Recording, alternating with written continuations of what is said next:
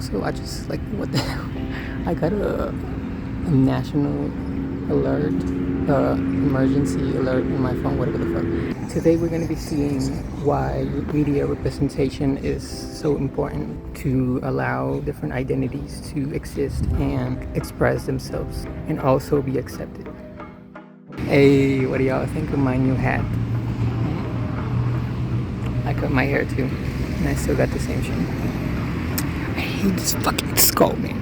This is so ugly. Anyways. So the way we exist inside our cultural timelines consists of the way we express ourselves through the environment that we're in, which then gives back by the same people who control the societal influence within. A general perception of how validated and accepted our behavior and our thoughts are. Quote, for our purpose, let's assume that this fear of isolating oneself, not only fear of separation, but also doubt about one's own capacity for judgment, is an integral part of all processes of public opinion. This is the point where the individual is vulnerable. This is where social groups can punish him for failing to toe the line. The concepts of public opinion, sanction, and punishment are closely linked with one another, end of quote. So to translate to the modern era, the media is the major factor of control over the public opinion, as it is built completely on the cultivation of history and journalism of the networks of people who are in charge of the information that needs to be presented and or explained to the public within their place and amount of influence. This works through the concept of framing. Quote, media framing is rooted in the idea that the way information is presented can shape its interpretation. Frames are essentially the interpretive lenses through which information is processed. The framing process is not neutral. It inherently involves choices about what to include, what to exclude, and how to present information. These choices can have significant consequences for public opinion and policy decisions. For example, when news media frame a protest as a riot, the public is likely to view it as a chaotic and violent event, which may lead to calls for increased law enforcement. Conversely, if the same event is framed as a peaceful demonstration, the public may receive it as a legitimate expression of civil rights, leading to different social and political outcomes. Thus, media framing is a powerful tool in shaping public discourse and, by extension, social reality. The media has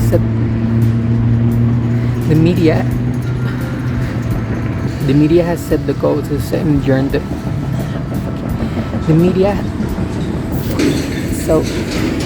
media has set the goal to set an agenda to their target audience, and they do so by presenting the media in a framed context where it very much is expected to match with the perspectives of the audience and form an engagement that sets a powerful influence for them to have.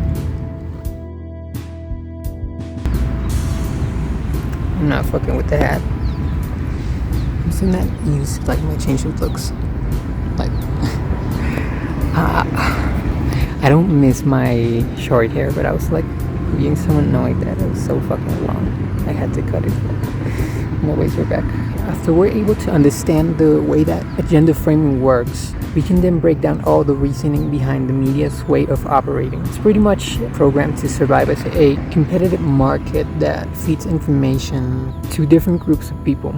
But to consider an important question, how does this change the way that we stigmatize or understand different cultures or events inside our individual perception? Quote, when diverse social influences produce correspondingly diverse behaviors, the inner cause implicated in the relationship cannot be less complex than its effects. While the conceptual adequacy of psychodynamic formulations was debatable, their empirical limitations could not be ignored indefinitely.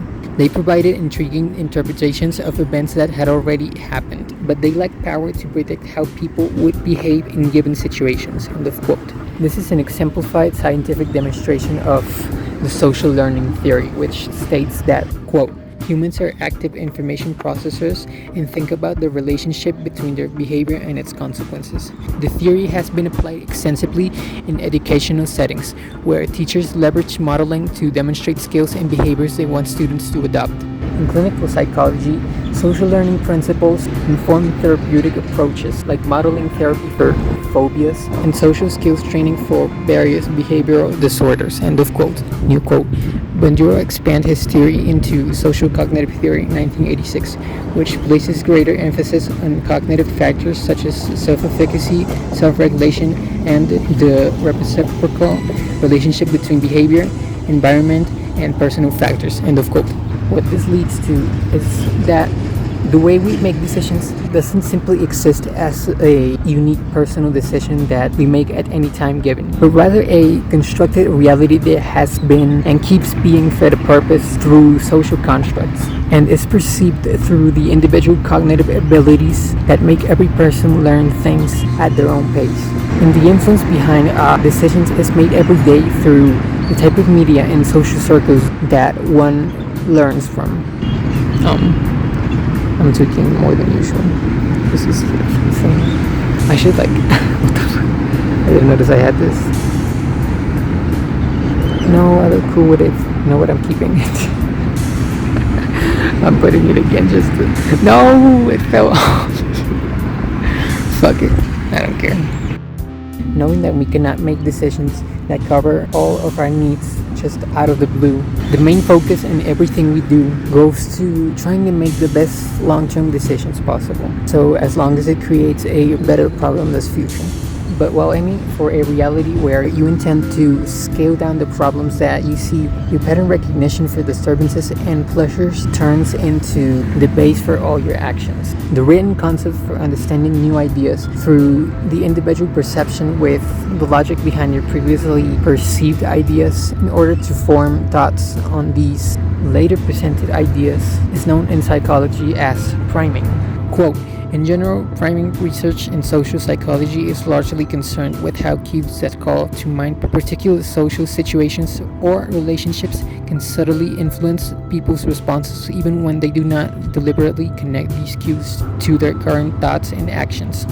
However, it is important to note that although priming effects in social psychology involve a lack of awareness for the specific influence of the prime on one's responses, they do not also require a lack of awareness for the prime itself. It is people's failure to recognize the possible implications of this exposure that is critical. Moreover, although priming effects in social psychology involve a lack of intention to utilize the primed representations, they do not also require a lack of control over the prime's effects. End of quote. The way that this is a very important concept to bring into the scheme of broader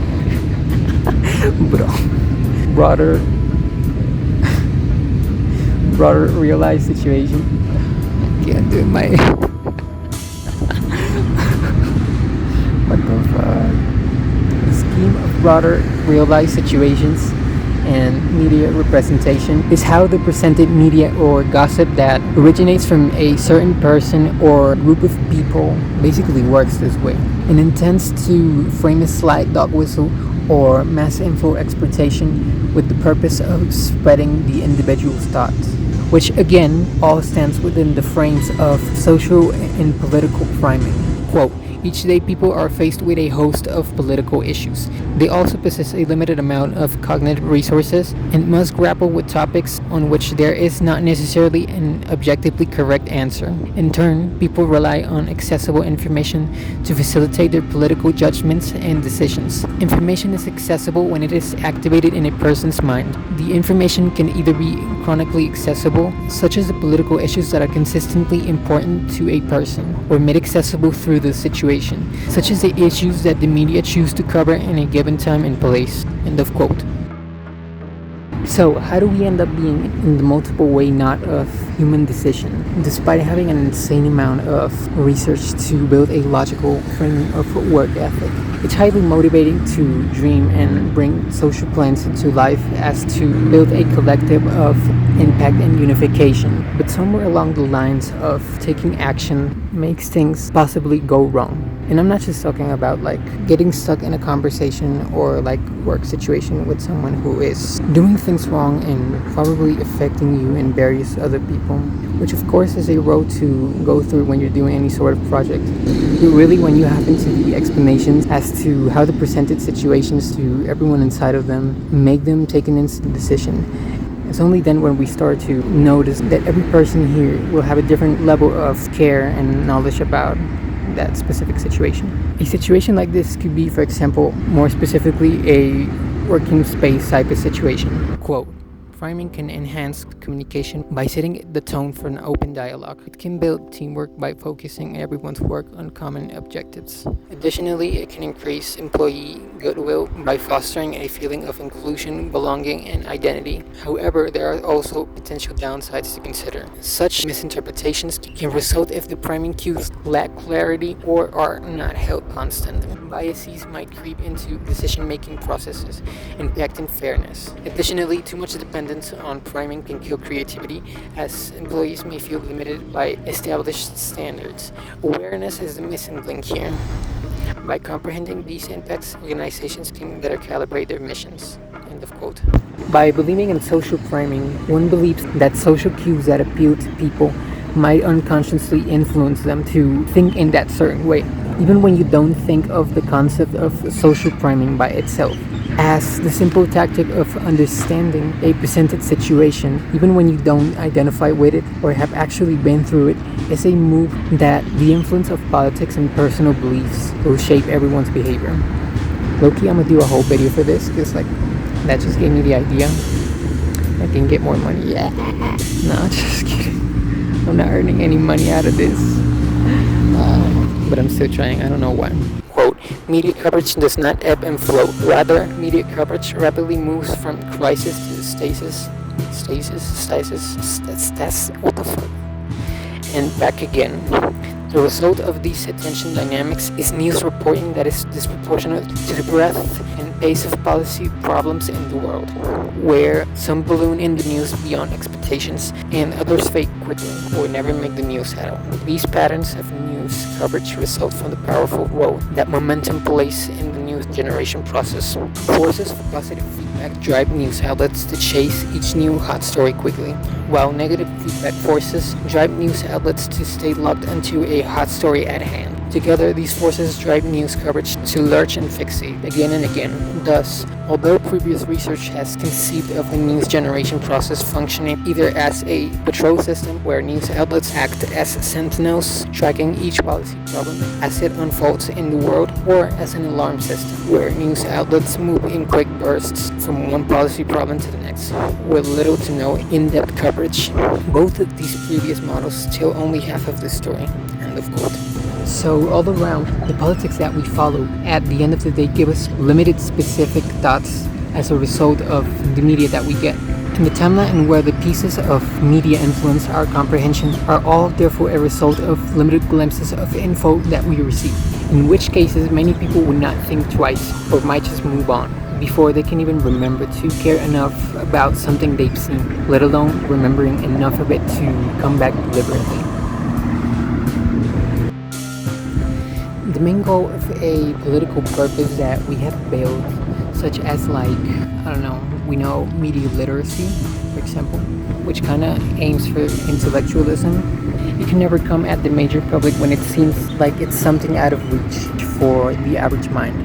This can either come off as fake and delusional, or something that just straight up sounds uninteresting for everybody, or the majority of people, but rather needs to be presented as a political box that makes these ideologies work as a motivational goal for which we actually feel invested in, and resultingly teach as an integral system that we need and try to make happen. Hey, this is my third video. I think this was a bad idea because this spot is too loud, there's too much cars. But I don't know, I think I'm actually improving a lot. Maybe I'm just... Keep the drip, motherfucker.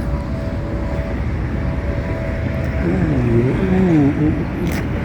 The Air Forces, bitch.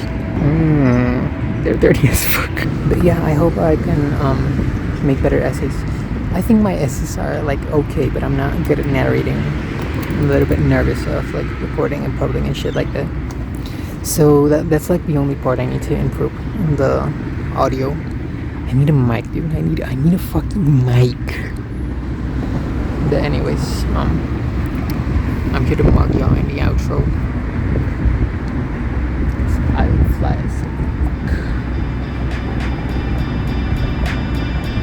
Yep. Bye.